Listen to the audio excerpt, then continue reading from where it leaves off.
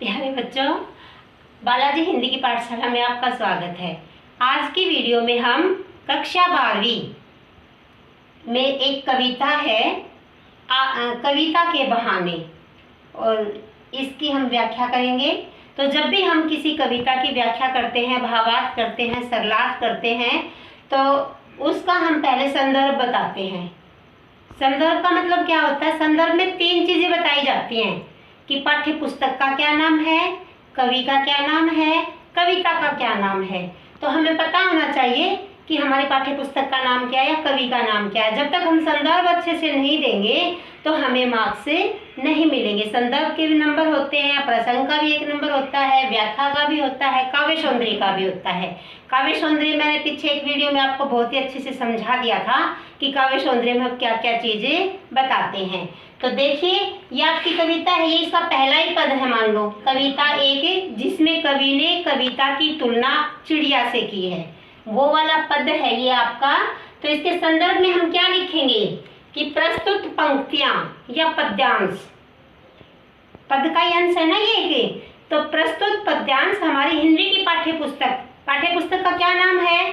आरोह भाग 2।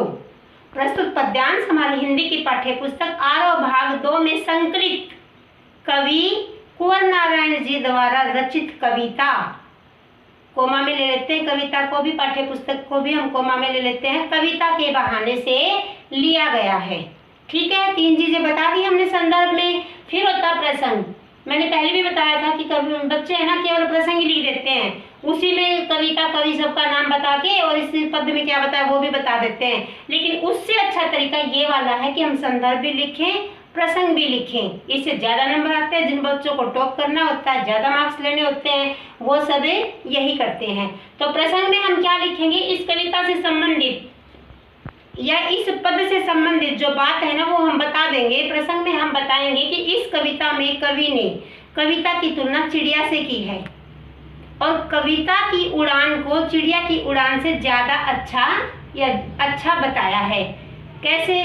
चिड़िया की उड़ान सीमित होती है, वो कहते हैं ना मुल्ला की दौड़ मस्जिद तक। तो चिड़िया सुबह जब चींची करके उठती है, दाना पानी चुगती है, अपने बच्चों को खिलाती है या तिनके लेके घोंसला बनाती है, सारा दिन फुदक फुदक इधर उधर के शाम को अपने घोंसले में ही चली जाती है।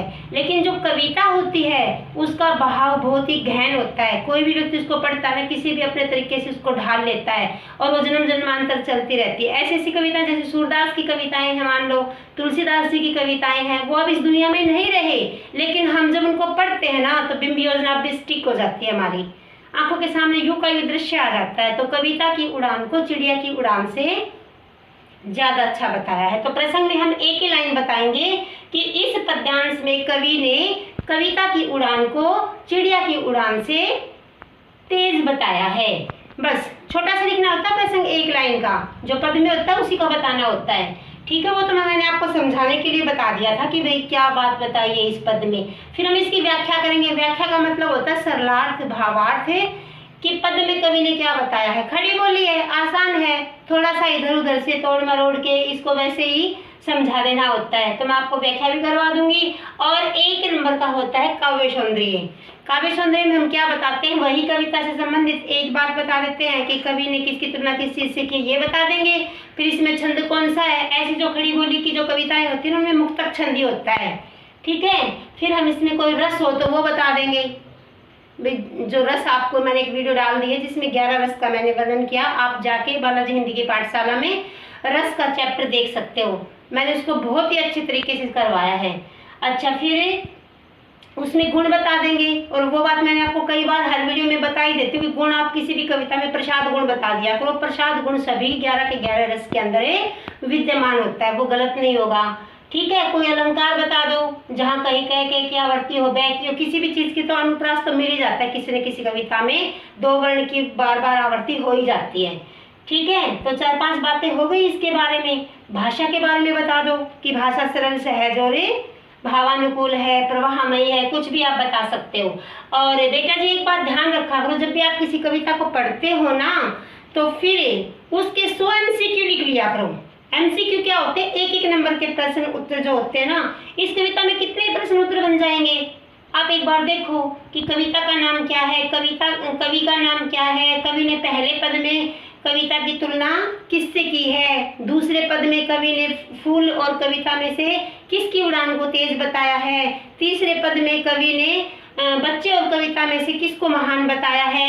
इस तरह से पूछ सकते हैं ना, फिर इसमें छंद कौन सा है, अलंकार कौन सा, गुण कौन सा है, पता नहीं कितने ही प्रश्न उत्तर इसके अंदर बन जाते हैं। तो ये आपको अच्छे से समझ लेना चाहिए। इसकी आज व्याख्या मैं आपको करवा देती हूँ और अभी हम इसकी व्याख्या करेंगे।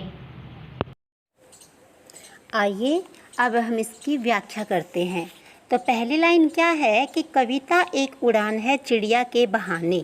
चिड़िया के बहाने का क्या मतलब है कि चिड़िया के जैसे उसके साथ तुलना की जा रही है। जैसे चिड़िया उड़ती है ना, वैसे ही कविता भी उड़ती है। तो कवि का कथन है कि चिड़िया की उड़ान के समान कविता की भी अपनी एक उड़ान होती है। लेकिन उसमें क्या फ़र्क होता है? फ़र्क होता है ना कि चिड़िया की उड़ान तो सीमित होती है, जैसे मैंने पहले ही आपको बता दिया है कि उसकी उड़ानें सीमित होती है, लेकिन कविता की उड़ानें असीमित होती है। ठीक है। कविता की उड़ान भला चिड़िया क्या जाने, कविता कितनी तेज़ गति से उड़ सकती है, इस बात का आभास चिड़िया को नहीं है, क्योंकि वो तो एक पक्षी है।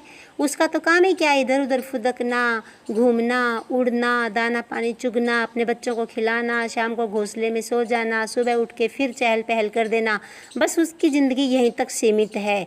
लेकिन कविता क्या संदेश दे सकती है, क्या हलचल मचा सकती है, क्या प्रलय करा सकती है, इस बात का आभास चिड़िया को नहीं है। बाहर भीतर, इस घर उस घर, कविता के पंख लगा उड़ने के माने। इसका मतलब क्या है कि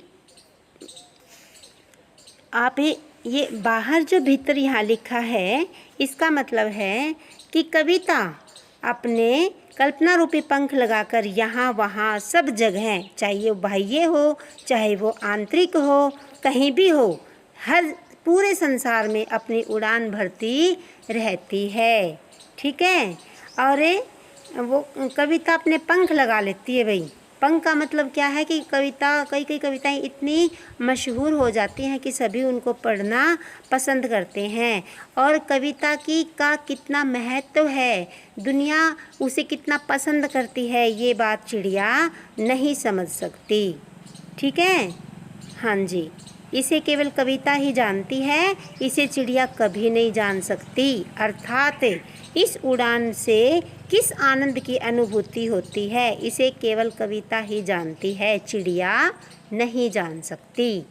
ठीक है ना। तो यहाँ कवि ने चिड़िया और कविता की तुलना की है कि दोनों उड़ती हैं, लेकिन दोनों में किसका महत्व ज़्यादा है, कविता की उड़ान का। अगला पद देखिए आप, इसमें क्या है, कविता एक खिलना है फूलों के बहाने। यहाँ किससे समानता की है, कहाँ किससे तुलना की है कविता की, कवि ने फूलों से।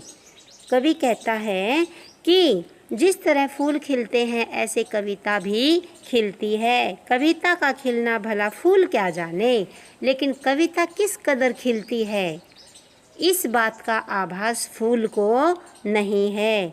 बाहर भीतर, इस घर उस घर, वही बात है कि आंतरिक जगत में और बाह्य जगत में जिस तरह से कविता खिलती है वैसे फूल नहीं खिल सकता, क्योंकि फूल की ज़िंदगी तो क्षणभंगुर होती है। वह सुबह खिलता है तो शाम तक मुरझा जाता है, और कई फूल तो खिलते ही 2-4 घंटे के लिए हैं, उन्हें अंत समय में मुरझाना ही होता है। लेकिन कविता कभी मुरझाती नहीं। पता नहीं कितने पुराने पुराने ग्रंथ आदिकाल से चले आ रहे हैं, और उनका जो भाव है हम पढ़ते हैं तो आज भी हमें जीवित जागते हुए लगते हैं। बिना मुरझाए महकने के माने मतलब मायने, बिना मुरझाए कि कभी न मुरझाने वाली, हमेशा खिलने वाली कविता, बिना मुरझाए हुए। महकने के क्या मायने होते हैं, महकने का क्या सुख होता है, महकने का क्या आनंद होता है, ये बात कविता ही जान सकती है। फूल इस बात को नहीं जान सकता। ये जो सारी भाव संवेदनाएं हैं ये कविता के अंदर ही होती हैं। ठीक है। कविता अपनी महक से सब जगह खुशबू बिखेरती है। वह सदैव बिना मुरझाए अपना सौंदर्य एवं खुशबू इधर उधर बिखेरती रहती है, हर जगह, चाहे वो बाह्य जगत हो चाहे वो आंतरिक जगत हो। इस प्रकार बिना मुरझाए अनंत काल तक महकने का क्या अर्थ होता है, इसे केवल कविता ही जान सकती है, फूले नहीं जान सकते। आगे देखो भाई, कवि ने क्या बताया है तीसरे पद में कि कविता एक खेल है बच्चों के बहाने। बच्चों के बहाने का क्या मतलब है, जैसे बच्चे खेलते हैं ना, उसी तरह कविता भी खेलती है। इस बात में कोई वो नहीं है कि वो नहीं खेलती। कवि कहता है कि कविता बच्चों के खेल की तरह है, कविता भी शब्दों का खेल है। ठीक है। बच्चे अपने खेल में मगन हो, जैसे बाहर भीतर की परवाह नहीं करते। ये लिखा है ना, बाहर भीतर, यह घर वह घर, सब घर एक कर देने के माने बच्चा ही जाने।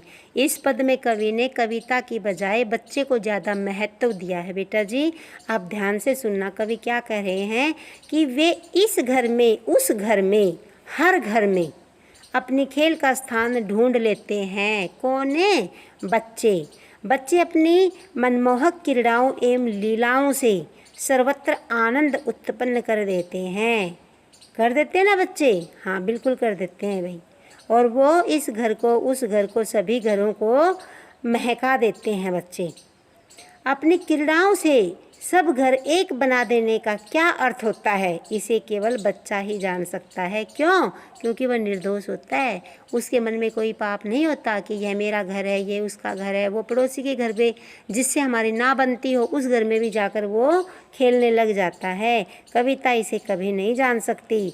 बच्चों के लिए संपूर्ण धरती ही एक घर के समान होती है। यहाँ पे कवि कहना चाहते हैं कि बच्चे तो निर्दोष होते हैं, उन्हें किसी से भेदभाव नहीं होता, वो किसी भी जगह पे जाके इधर उधर खेलने लग जाते हैं। लेकिन कविता इस क्षेत्र में या इस प्रकार बच्चों की तरह खेलने में बच्चों से थोड़ी अलग है। इसमें कवि ने बच्चों को ज़्यादा अहमियत दी है भाई। ठीक है। इसमें कवि क्या बताना चाहता है कि कवि छोटे बच्चों के खेल, कविता छोटे बच्चों की खेल की तरह तो होती है, जो किसी बंधन में बंधी हुई नहीं होती। उसका संबंध तो सबसे होता है, हर काल से होता है, हर स्थान से होता है। तो ये आपकी कविता है भाई, कविता के बहाने। और इसमें आपको छोटे छोटे जो MCQ हैं वो बहुत सारे बनते हैं, बना लेने चाहिए। जैसे आपको मैं अभी बता देती हूँ कि कविता के बहाने कविता के रचनाकार कौन है, इस तरह का छोटा क्वेश्चन आप बता सकते हो भाई। कुंवर नारायण है। कविता किसके बहाने एक उड़ान है, बताओ किसके बहाने एक उड़ान है? कविता चिड़िया के बहाने। इसी तरह भाई कविता फूलों के बहाने क्या है? खिलना है, खिलती है फूलों के बहाने। कविता किसके बहाने खेल रही है, बताओ? कविता बच्चों के बहाने खेल रही है। और इस घर उस घर का क्या मतलब है भाई? आंतरिक जगत में या बाह्य जगत में। और इसके अलावा और भी, जैसे इस कविता का नाम क्या है, इसमें अलंकार कौन सा है, इसमें छंद कौन सा है, इसकी भाषा कैसी है खड़ी बोलिए ना इसकी भाषा। हाँ, इसमें मुक्तक छंद बता सकते हो, प्रसाद गुण बता सकते हो, शांत रस बता सकते हो। छोटे छोटे क्वेश्चन आ जाते हैं ना, इसमें रस कौन सा है, तो शांत रस है। और शैली भी पूछ लेते हैं कई बार कि इस कविता में शैली कौन सी है भाई, तो प्रश्नवाचक शैली है, इसमें प्रश्न शैली है। बार बार में कवि कह रहा है कि वो क्या जाने क्या जाने क्या जाने वो ना जाने, मतलब इस तरह से बार बार में कवि पूछ रहा है ना, तो इसमें प्रश्नवाचक शैली है। प्रश्नवाचक नहीं, सॉरी बेटा, प्रश्न शैली है। ठीक है। तो और भी बहुत सारे प्रश्न उत्तर इसके अंदर बन जाते हैं कि बच्चा क्या जानता है, बच्चा ही जाने। कवि कह रहा है बच्चा ही जाने। बच्चा क्या जानता है कि भाई इधर उधर घूमकर अपना स्थान बना लेना, अपने मनमोहक क्रीड़ाओं से, लीलाओं से सर्वत्र आनंद फैला देना, ये सब बातें बच्चा ही जानता है। हैं। तो इसके छोटे छोटे क्वेश्चन आंसर आप कहो तो मैं अलग से वीडियो में 100 के आसपास बना के वीडियो बना सकती हूँ, लेकिन जब आप कमेंट बॉक्स में डालोगे, वीडियो को पूरा देखोगे, तभी मैं बना पाऊँगी। ऐसे मुझे क्या पता चलता है कि आपको समझ में आ रहा है या नहीं आ रहा है। आपको मेरी वीडियो पसंद आई हो तो प्लीज़ मेरे वीडियो को लाइक करना, शेयर करना, मेरे चैनल को सब्सक्राइब करना, और वीडियो को पूरा देखने के लिए आपका बहुत बहुत धन्यवाद। Thank you.